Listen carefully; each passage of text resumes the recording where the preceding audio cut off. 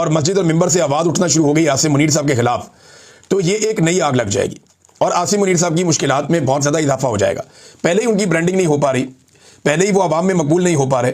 پہلے ہی وہ کوئی ایسی چیز نہیں کر پا رہے جس سے پبلک کے اور ادارے کے بیچ میں جو خلیج ہے وہ کم ہو سکے، تو اس سے تو خلیج اور بڑھ جائے گی جب مسجد اور ممبر سے بھی ان کے خلاف آواز اٹھ جائے گی۔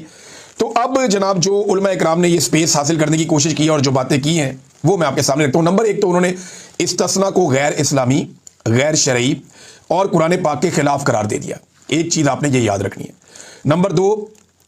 انہوں نے کہا کہ غزہ میں جو بین الاقوامی استحکام فورس یا انٹرنیشنل سٹیبلائزیشن فورس جو جاری ہے اس کا حصہ پاکستانی فوج کو بالکل مت بنائے، یہ انہوں نے مطالبہ کر دیا۔ نمبر تین، مریدکے میں جو کچھ ہوا، جیسے وہاں پہ انسانوں کو کچلا گیا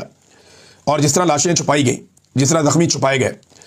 اس پہ انہوں نے کہا کہ رضوی برادران کہاں ہیں، ہم نے اس کے اوپر کیا کیا، یہ بھی علماء نے معاملہ اٹھایا۔ نمبر چار، علماء نے زور دیا اس بات پہ کہ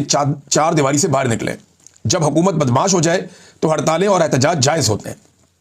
نمبر پانچ، جن مولویوں نے یا درباری ملاؤں نے جا کے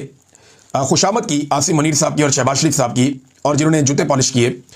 ان کے بارے میں یہ کہا گیا کہ مدح سرا قسم کے لوگوں کو اکٹھا کر کے ان کی تائید لینا حکمرانوں کے لیے مسئلہ نہیں ہوتا،